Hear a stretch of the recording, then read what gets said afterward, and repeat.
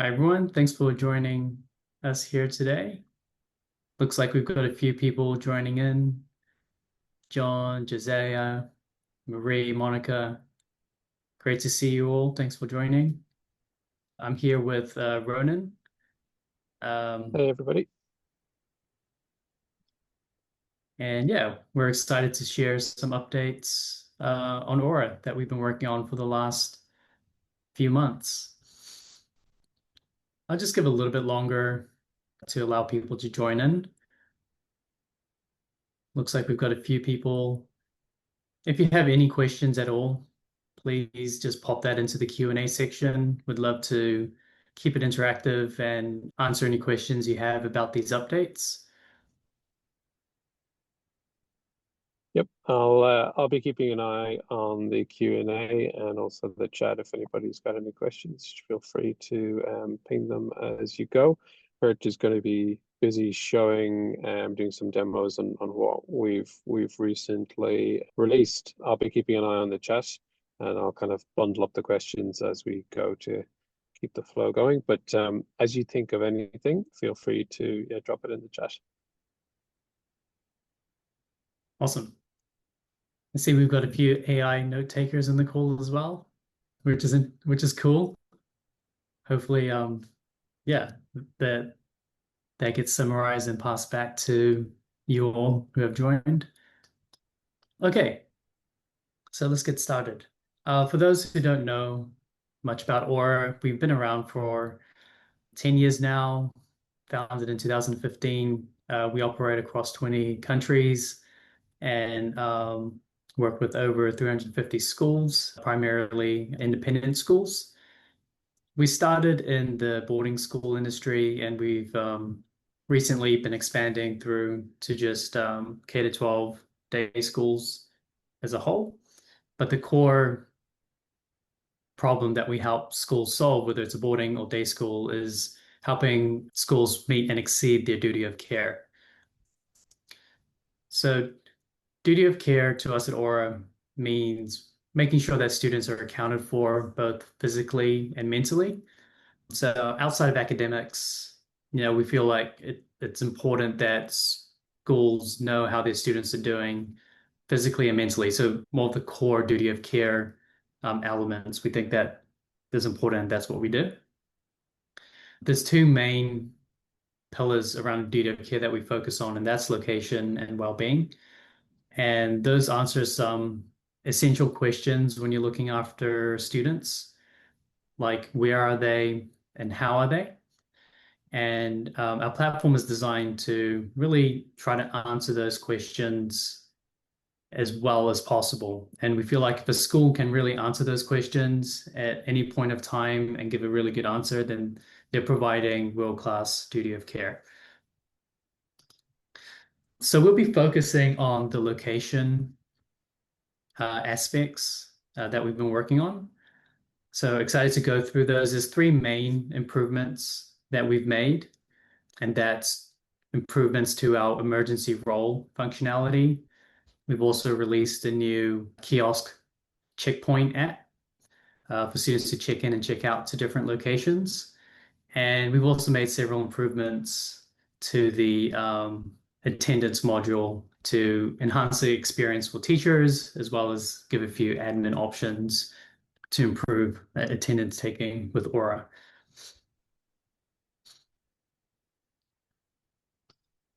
So the first area is the emergency role updates. So we've made a lot of core performance improvements, which you won't see on the interface, but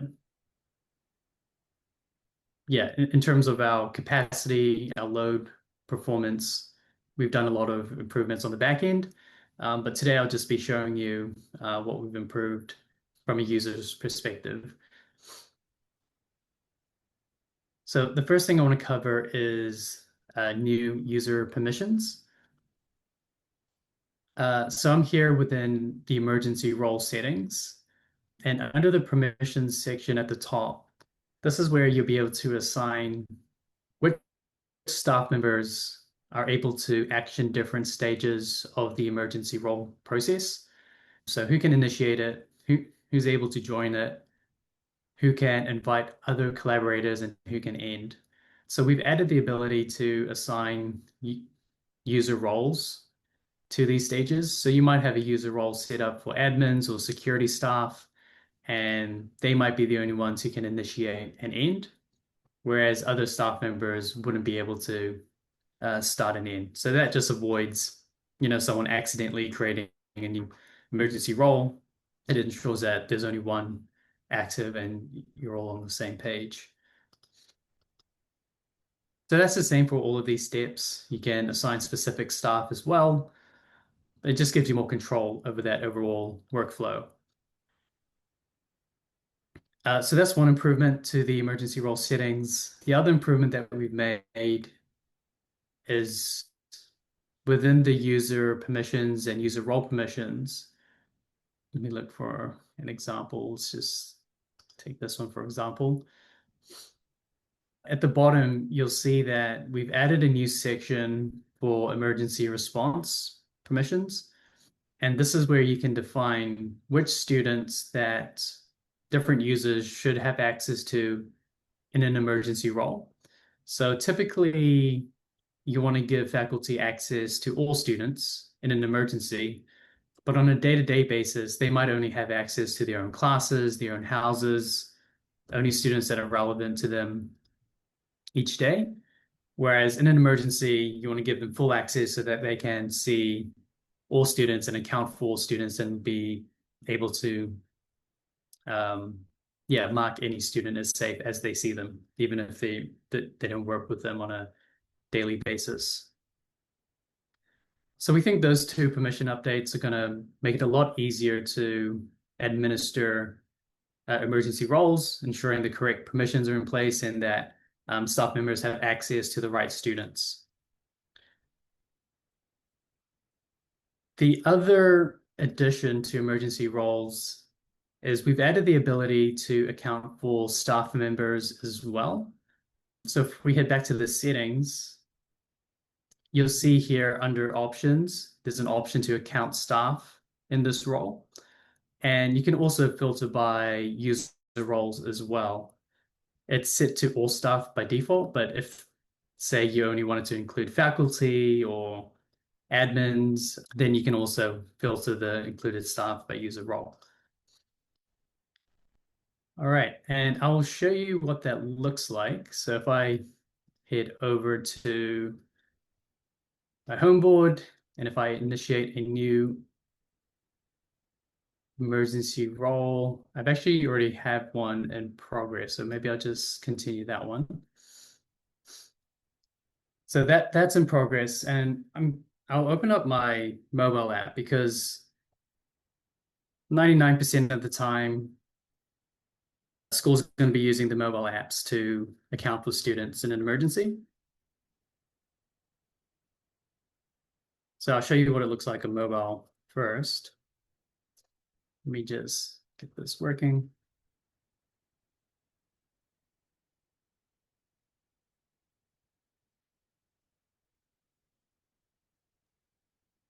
While you're doing that, Kurt, we looked a little bit there at user roles, which most of you be familiar with. I guess if you're not using user roles in your school, then what we're working on around emergency roles, it's a lot more powerful if your school has adopted user roles.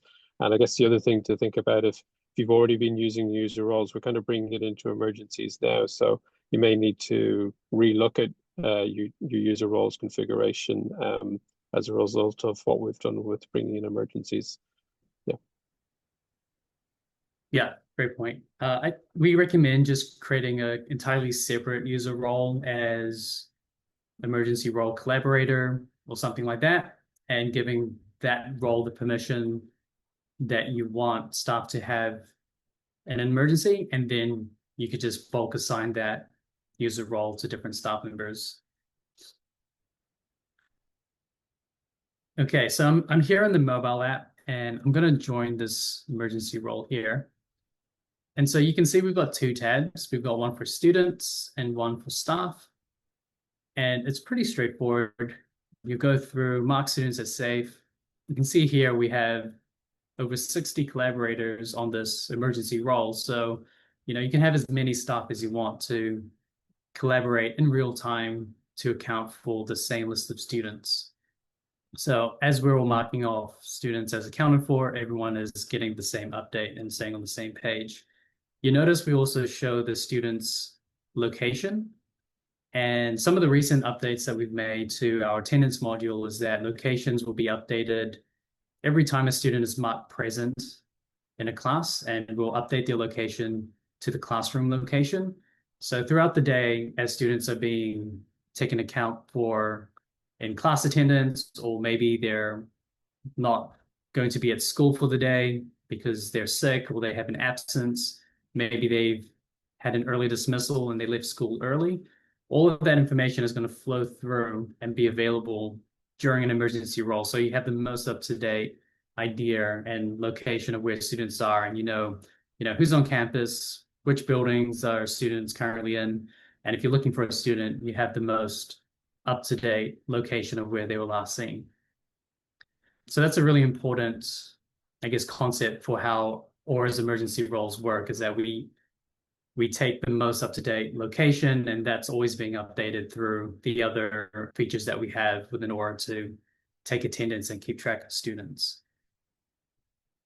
You can also open up a student's details in an emergency role, leave any additional notes. You can view their contact information. You can contact them directly, and you can see any staff members that are associated with that student as well. So we're just trying to give you all the information that you might need to locate a student. For staff members, it's pretty straightforward. You just go and mark them as safe as you see them.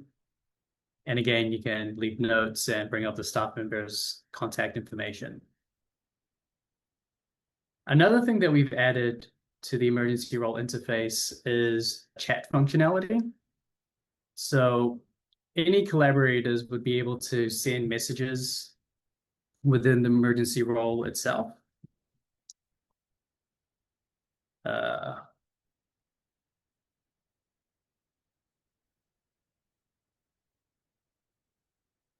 And so that just gives you a platform to communicate all in the same place.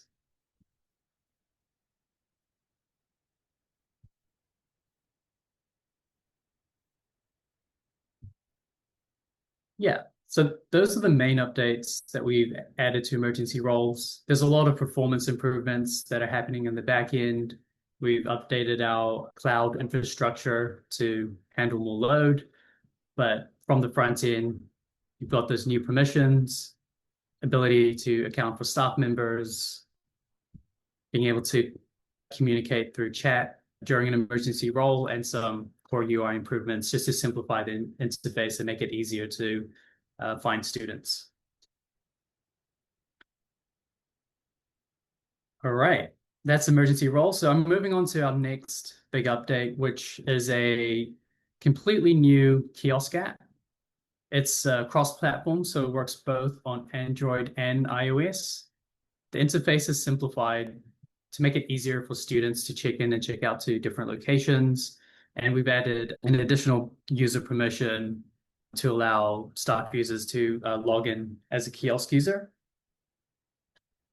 So I'll start off with the user permission just to show you what that looks like. So if I go back to my user roles, you notice if you go to add a new user role, we have templates available now. So you can start from scratch or create from a template. And we do have a template for emergency role collaborator as well as Checkpoint Kiosk account. So if you want a quick way to get started, just click on one of those templates. But essentially the kiosk user permission, it's under the platform access, but you'll see here, there's a checkbox to allow the user to access the Checkpoint app. Whereas before, any staff user was able to log in to the Checkpoint. Whereas now you can restrict it to only staff users who have that permission. And often schools would create a separate user just for the Checkpoint app that they would use to log into that app. So it's not associated to any specific person. So that's the new Checkpoint user permission. And I'll bring up my iPad screen here. And I'll just give you a quick walkthrough of what the experience would look like for a student. So let's take the health center, for example.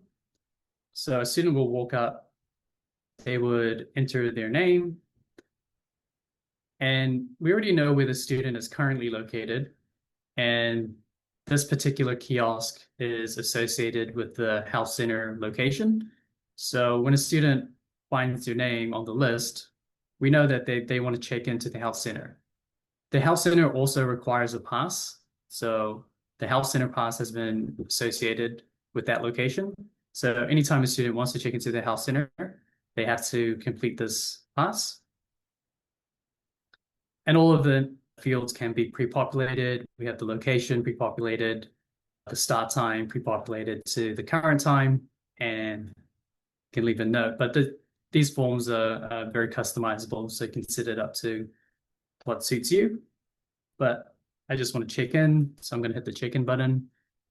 And now I'm checked into the health center, and that's going to excuse the student from any classes that they have while that pass is active. So now teachers, they're not expecting to see Abigail in her class because she's currently checked into the health center. And when I'm done, I'll just find my name again. We know I'm in the health center, and we've set up a rule that the health center pass will end when the location changes. So in order to check out, I just have to say where I'm going. Maybe I'm going back to the academic building or to my next class. Then I tap that, and I've checked out of the health center. I've ended my health center pass, and now I'm expected in the next lesson. So that's a really straightforward example, but you can set it up to support the different workflows that you want. Let's say it's a late arrival, a student comes to the reception late and they need a check-in. You can set up a late arrival pass when they check into reception, or an early dismissal pass if they're leaving early. You can set up PIN codes to add an extra layer of authentication. And compared to our last app, it's just a much smoother experience, more location orientated for students just to check in, check out to different locations, and all of the rules that you've set up would be enforced depending on the location and what sort of pass the student requires. So that's available on the App Store. It's called the Orah Checkpoint Day app. So there's two apps at the moment. There's Checkpoint Day and Checkpoint Boarding. So boarding is our previous version, which is more set up for boarding school use cases. So students can select other students, they can sign out as a group. And our intention is to bring all of that functionality into this new version as well, and then retire the old version. But currently we have the two versions. And right now, this version that we just released covers a lot of the day school use cases, like checking into the health center, late arrivals, early dismissals. It can be used in the boarding environment, but it's not going to have that functionality where students can sign each other out as a group, which is why we kept them separate for now. But the intention is to bring them together moving forward. Okay, thanks, Fred. There's a couple of questions have popped up. Simon asked, but you already answered it, if what we're showing is already live, which it is. And somebody else was asking is, which I think you've just answered as well, is the Checkpoint Day app more for the students and less for the adults, teachers to check? So I guess the kiosk app is, I guess, the designed for self-service by the students, and it's really the locations and pass types that you're comfortable students activating themselves. That's right. So the checkpoint apps are generally designed for students to check in, check out. But yeah, if you go to the App Store, you'd see you got the Orah Checkpoint Boarding and then the Orah Checkpoint Day. We're also working on automated attendance on the new Checkpoint app. So that's for class attendance, where students will be able to scan a QR code to mark themselves as present versus the teacher having to mark them.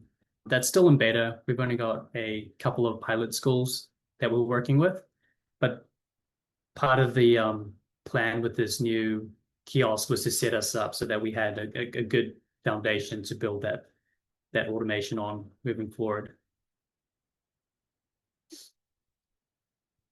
Okay, so that's the new kiosk app, and the last section of improvements is some updates that we've made to our attendance features. So we made several improvements to kind of streamline the experience for teachers, as well as give them more context when they're taking attendance. And then we've also improved the way that reasons can be managed. So I'll start off with the teacher improvements first. Okay, so I'm just here on the My Schedule view. And the first thing that we've done is that if you hover over any class, we'll give a preview of the class without the teacher having to open it. So this just allows the teacher to sort of get a preview of the classes throughout the day. If any students are not expected, they'll be able to see that at a glance. So we can see that Nathan, he's at the health center, so he's not expected in this lesson. And so any other absences, it could be late arrivals, full day absences. Teacher would just have a quick idea of who they're expecting, who they're not expecting, and the reasons in advance before they actually start marking attendance. So just trying to give them more context around attendance. When they actually start attendance, oh, not sure what's going on there.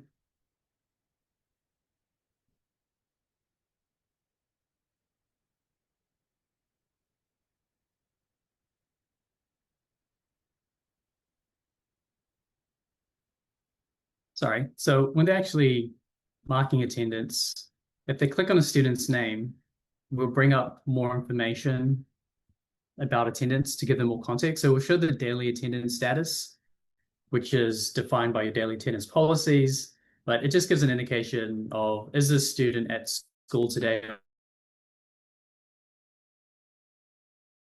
not, for their previous classes throughout the day. So I'm currently marking the first class of the day. But if I was at third or fourth period, I would be able to see, okay, what was the status for those previous classes? Should I still be expecting him in my class? And would also provide some high-level statistics for the specific class that you're teaching. So if I bring up Nathan, I can see what his attendance rates have been for these classes.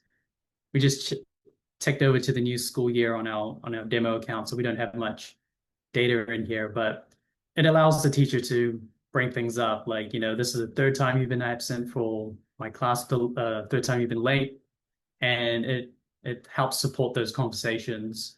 And the teacher can also open the student's profile directly from here if they want to get more detail. So we're trying to provide teachers as much context around attendance as they mark the roles.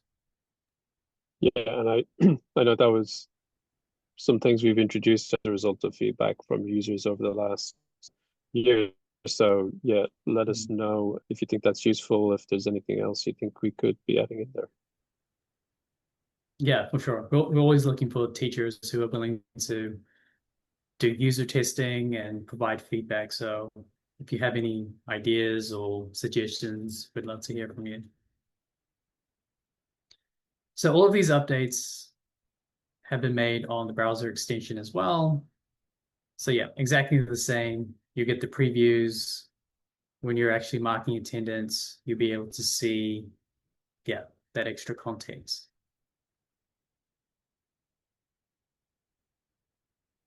We've got a few more updates in the pipeline that we're currently working on.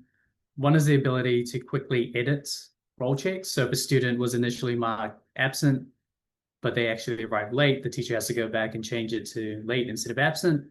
we want to make that as easy as possible. So on this pop-up view here, you'd have a edit icon where you can just easily change the status of a student. So you just have to hover over the class. We'll organize the absent students to the top, so then they'll just click absent, change it to late, and then they can get back to their lesson. So that's something that we're working on at the moment as well. Sorry, I just need to plug in my charger. Just 1 second. Oh, good. Yeah, so as we were saying, if you do, I mean, we've got really good, I think, connections to many of you in the school as well at the moment. But as Kurt was saying, one group we're not as well connected to in some of your schools is the actual end users, the teachers. So we are super keen to yeah, so do sort of user feedback sessions or even test out some of our new designs. So if you have some end users in your schools that are giving you some feedback and you think it'd be worthwhile us connecting with them, then we'd love to hear from them too, because we really want to make this work as well as possible for those busy staff members. Yeah, for sure. I just wanted to see if we had an example of another update that we're working on, which is called combined roles. Sometimes a teacher might have a few classes that are taught within the same lesson, and other systems like Blackboard consolidate those into one checklist for marking attendance, whereas that's something that we haven't had for a while, but we've worked on it and we are planning to release that soon. Okay, luckily I do have an example here. This is on our test account, but you can see here we've got two classes that have been combined. So the way that we combine it is if the class has the exact same location and start and end time, then we'll just consolidate it so that the teacher can mark that class at once. But if they still want to mark them as separate roles, then they can hit separate and they'll break out the combined roles into separate roles, and then they can mark them separately, what they currently do. But if they want to mark all of the classes at once, they'll just click take attendance, and all of the students within those classes would show up on the same list. And you can also filter by different classes as well while you're taking attendance. Once this is saved, it's still saved as separate attendance records for each class. So this is purely just on the front end for the teachers and to simplify that process for them. So that's combined roles. That will be coming out shortly. We're just in the final stages of testing.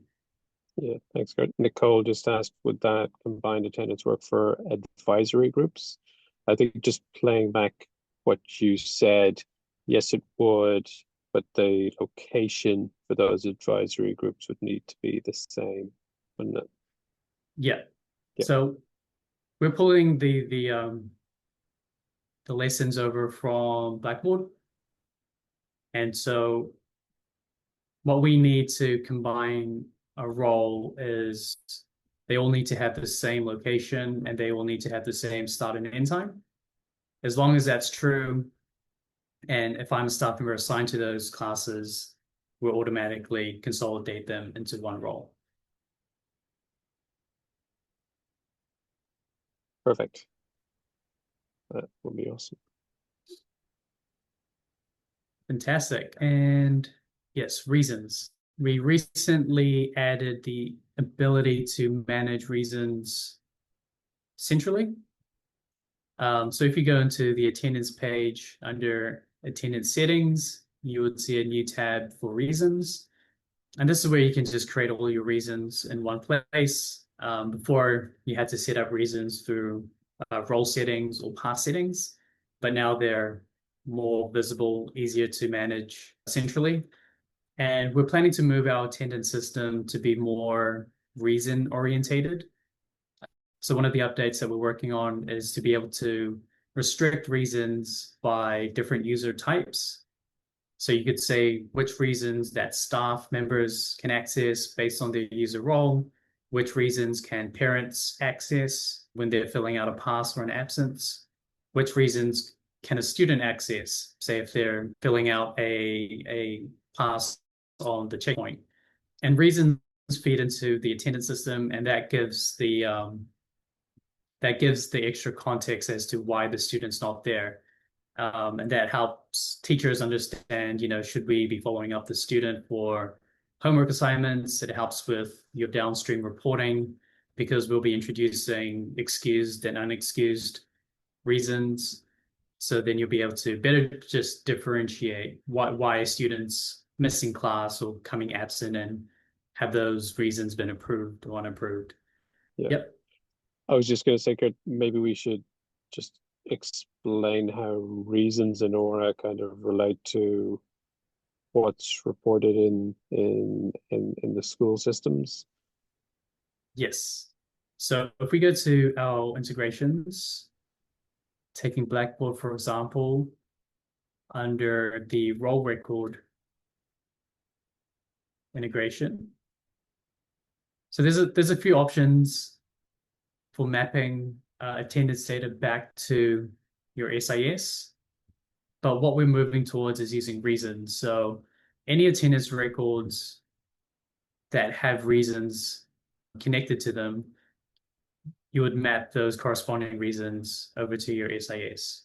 And usually this is a one-to-one relationship. So all the reasons that you have set up in your SIS, you would also set them up in Orah as reasons within that page. And reasons would be populated based on different passes or different role codes that teachers select. And yeah, through the integration, we'll be updating your attendance records in the SIS using those reasons. And yeah, that's sort of the direction that we're moving towards is making reasons more of a connecting piece of the puzzle to connect different records together and to explain and give more context behind attendance. And yeah, so as your example showed, Kurt, I suppose if you're using reasons rather than some of the other older options we've provided in the past, then you can kind of globally manage all those settings. You've got your passes, you've got your roles. They're all using reason codes. And then you just have to configure the reason codes just once between Orah and your school information system. So just simplifies everything. Yeah, exactly.